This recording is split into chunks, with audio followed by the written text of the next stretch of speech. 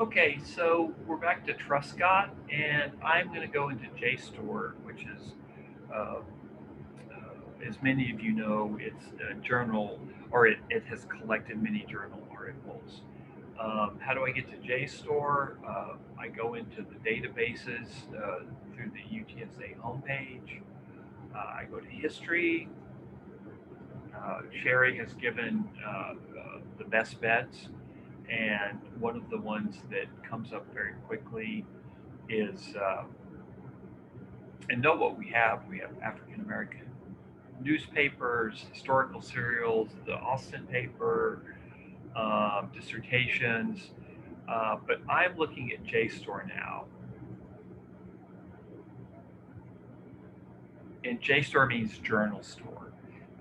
So journal articles are stored on this. And let's just put in Truscott. Let's see if we can find an article on Truscott. Um,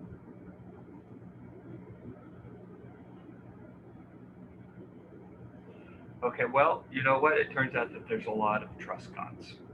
So back to the drawing board. I'm going to put in his name,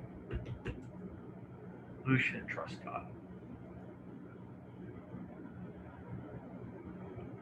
Okay, so look, we have how many? We have 121 search results.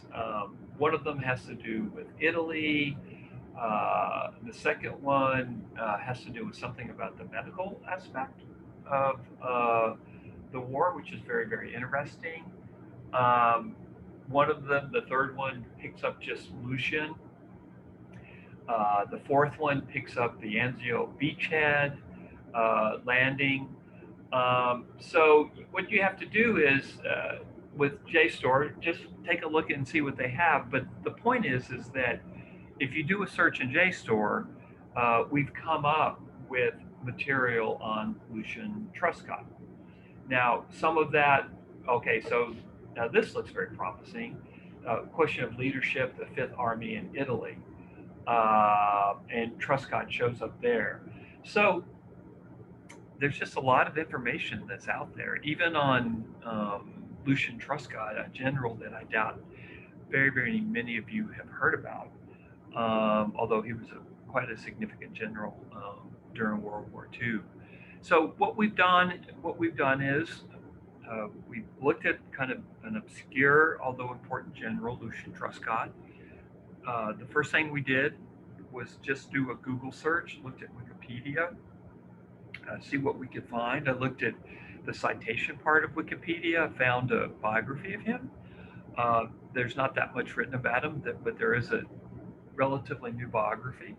I went back to the UTSA library homepage. It turns out we have that biography.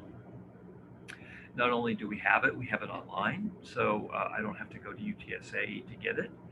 And of course, once I find a big secondary source like that, that secondary source should take me to multiple primary sources. So I would read the biography, and then the aspect of Truscott that I wanted to write about, I would keep a close eye on the primary and secondary sources. The other thing that we found on Library Quick Search was an article about Truscott, a short one, but that took us to a Life magazine profile of Truscott on October 2nd, 1944. And the great thing about doing research now is once I see that there's a Life magazine profile of Truscott, I can get to that profile in like a minute because Google has put all of Life magazine online. And in fact, you could probably go to Life magazine and just put in Truscott and find all the articles on Truscott that are there. So that turned out to be useful, although it was disappointing that particular article didn't have sites or any kind of sites.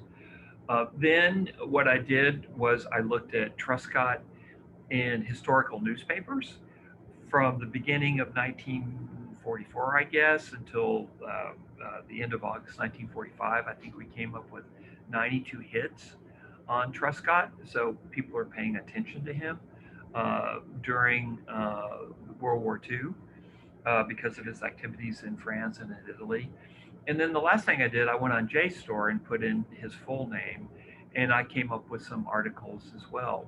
So it's pretty impressive what you can do, the kind of research that you can do. And I want to stress what we can do, what students can do at UTSA is they can do Google searches, they can do Wikipedia searches, they can start taking down data, information, and then once they have some data, then at that point they can go to our library resources. Now, you didn't have to start with a Google search. You could have gone in and just put in Lucian Truscott in our library quick search, and you would have come up with a lot of what we've come up with in this series of lectures.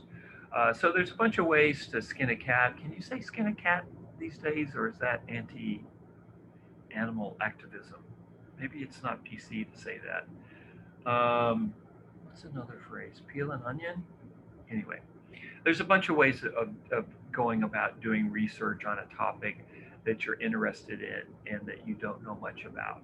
You can approach it from a bunch of different ways. You just have to show some imagination, some initiative, be careful about spelling, make sure you get spelling right, bounce back and forth between things like Google and Wikipedia, which are open to everybody, and our databases, which are proprietary. You have to pay money to have access to databases like JStor. And this is really the fun part of any kind of research uh, um, progress or process. It's gathering the information. And then the final thing is you're just going to have to decide, even Lucian Truscott, you're going to have to decide, what am I going to write about with Truscott? I mean, there's a lot, he did a lot, it turns out. And 20 pages, surprisingly, is not that much. So you're going to have to decide, what is it about him that I want to write about? But that's why everybody needs to get to their topic really quickly, because once you find a topic, for most of you, there's going to be more information on this topic than you can put in your paper. And you're going to have to figure out what angle you're going to take, how you're going to approach your topic. Okay, if anybody has any questions about anything, of course, just reach out to me. I can often solve a problem for you very, very quickly. And I'm usually online, like we're all stuck at home these days. So I usually reply very quickly. Okay.